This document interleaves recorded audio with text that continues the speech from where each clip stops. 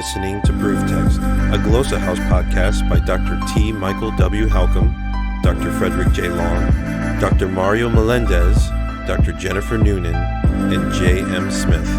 Welcome and enjoy. Shalom. Welcome to this week's SLA Insight. My name is Dr. Jennifer Noonan, and we've been talking about ways to promote language proficiency. The last couple episodes have been dedicated to meaning-focused or meaning-based instruction, which is what promotes implicit language knowledge, which helps you develop that explicit subconscious knowledge of the language, which is a very significant component of proficiency. But there are a couple other elements of proficiency that also contribute to proficiency. One is explicit language knowledge, and that's what we're going to focus today on, looking at the type of instruction that will promote the learning of explicit language knowledge. And then automaticity will come in upcoming episodes. So explicit knowledge, just by way of review, is that conscious knowledge that learners are aware of, that they know, they can repeat the paradigms, they can communicate the rules. And so it includes things like grammar rules, paradigms, and vocabulary. Your vocabulary knowledge is explicit knowledge. You know, if you look at a tree and can say the word for tree, it's explicit. You know that information, you know how to use it. So for today's episode, we want to look at how do you learn explicit language knowledge. The way you do it, according to the SLA research, is it's through what's called form-focused instruction, to be contrasted with meaning-focused instruction. In form-focused instruction, you're focused on the form of the language. So we're looking at grammar descriptions, we're talking vocabulary flashcards, we're talking about paradigm flashcards. And for many of us, this is not anything new. This is how we learned Hebrew, Greek, or Latin.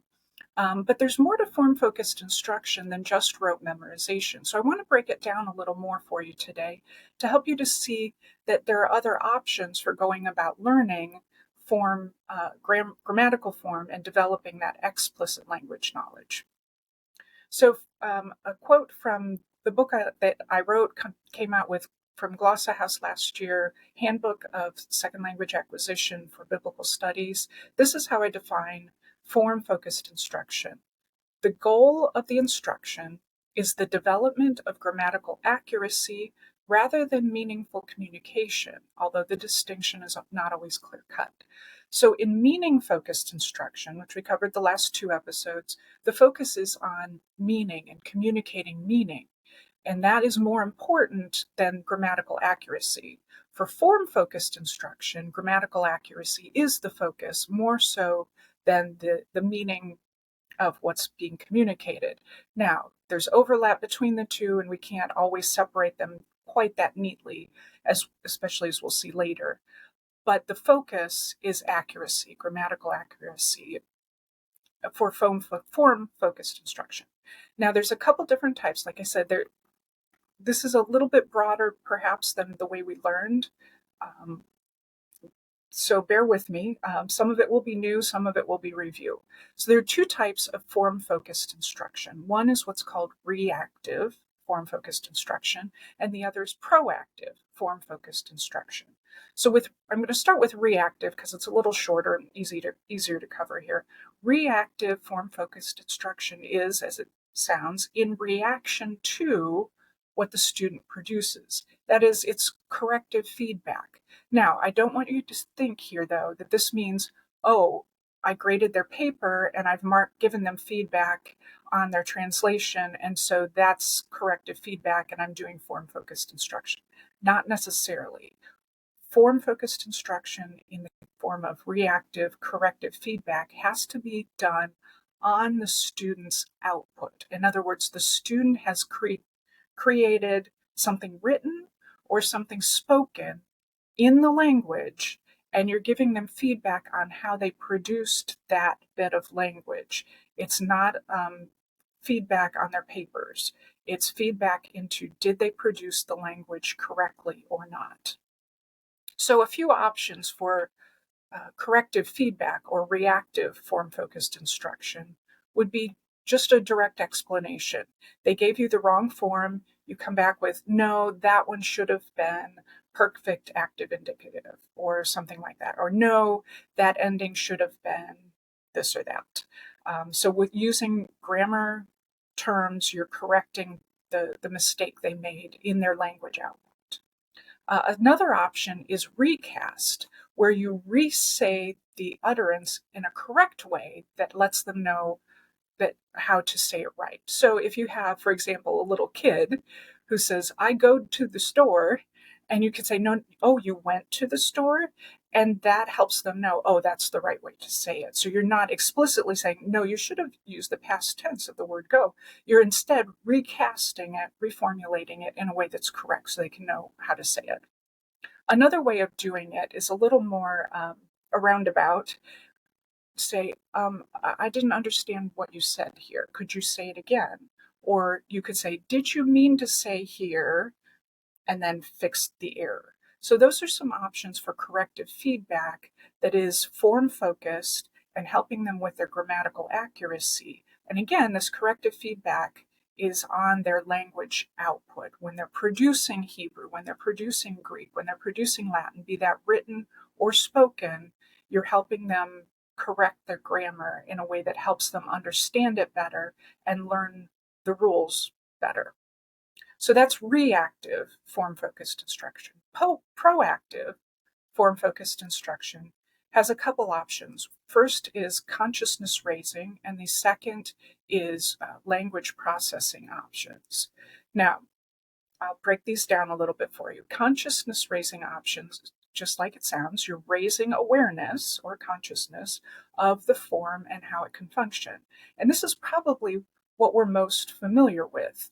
Direct consciousness raising, where you get a mini lecture on a particular form. Here's the form, here's what it looks like, these are the endings, and here's what it means. Here's its function, here's how it works. Now, you can also do, however, indirect consciousness raising.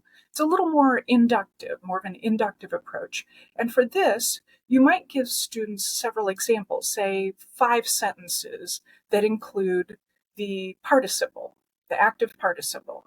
5 sentences, and you've maybe underlined that participle in each sentence, and you give that to them and say, okay, I want you to read these 5 examples, and I want you to tell me how this particular verb is functioning in each of these sentences. Describe it, give me the form, what endings does it have, and tell me how it's working in these sentences. And so they kind of develop the grammar rules or reconstruct the grammar rules themselves to help understand the form and function. So we have direct consciousness raising, which is a little lecture, this is the form, this is what it means, this is how it functions, or indirect consciousness raising, where you give some examples and ask the students to reconstruct what they can of the form and function of that particular word.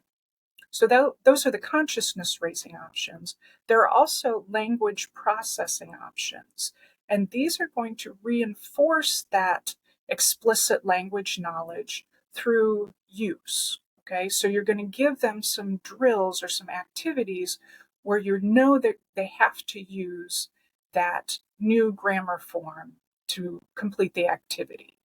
This can get into some meaning-focused instruction. This is where the overlap occurs. And so you can have, because these are going to be meaning-based activities, so you're moving towards that meaning-focused instruction, but the focus is still on grammatical accuracy, and that's why it's still going to be considered a form-focused activity rather than meaning-focused. So a couple examples might be a comprehension question, where you read a text and then the student has to understand that new form in order to complete some questions, follow-up questions to the text. Another example might be asking students to tell their neighbor what they did yesterday, knowing that they're going to have to use that perfect form that you just introduced earlier in class period. Now notice, again, the line between meaning-focused instruction and form-focused instruction gets a little blurry at this point because these are definitely meaning-based activities here that I'm describing.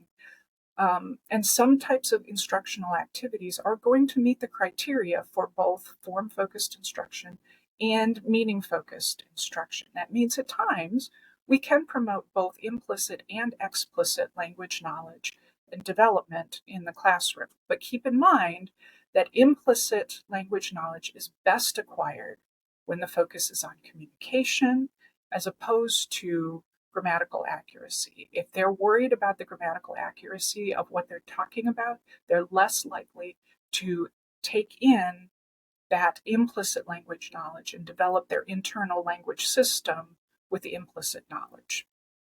So now a quick review. I put out a lot of terms here today, so I want to review them to help you see where we've been for today. So how do we learn explicit language knowledge? It's through form-focused instruction, where the focus is on grammatical accuracy as opposed to meaning, communicating meaning. And the form-focused instruction can be further broken down into reactive form-focused instruction, which is corrective feedback, correcting the output of the students, or proactive form-focused instruction, which can be consciousness raising or language processing. Consciousness raising being direct lecture, raising their awareness of a form and what it can mean, or indirect, where you're more inductively looking at examples. So indirect and direct consciousness raising, helping the students see the form, what it looks like, what it can mean, or language processing options, where you're using that form in meaning-based activities to produce or communicate or recognize and interpret the form in a meaning-based context where the focus is on grammatical accuracy more so than on meaning. So the payoff, what does this mean for our ancient language teaching? For form-focused instruction, it really has been for decades and maybe even centuries the most common form of teaching language. Grammar translation approaches use this form. You describe the form, talk about what it means, look at some examples, and then do some translation. So grammar lectures, rote memorization, flashcards, that's nothing new. But there's a lot more to form-focused instruction than just grammar translation. And there are many, so I want you to think about incorporating more ways of including form-focused, grammatical accuracy-focused activities into the classroom. Many of these include corrective feedback, which is going to require output of some sort. So think about ways to incorporate output, which will then allow you to include corrective feedback as part of your form-focused instruction. Also think about ways besides grammar lectures that will allow you to introduce the form. Think about helping the students to explore and use inductive reasoning to create their own definitions of these forms and descriptions and analysis. And then also think about incorporating language processing tasks where they have to use the new form in a meaning-based environment while still looking for accuracy. So consider adding some of these to your teaching and learning repertoire. So with that, I'm going to sign off, and next week I'll try to talk about some more practical ways and practical specific examples of how to incorporate form-focused instruction into your language learning. So until then, have a great week.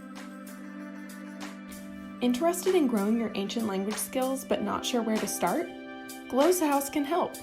From illustrated readers and short stories to lexicons and grammars, Glossa House offers a variety of resources for beginning, intermediate, and experienced ancient language learners. Head to glossahouse.com today. Glossa House, language resources for the global community.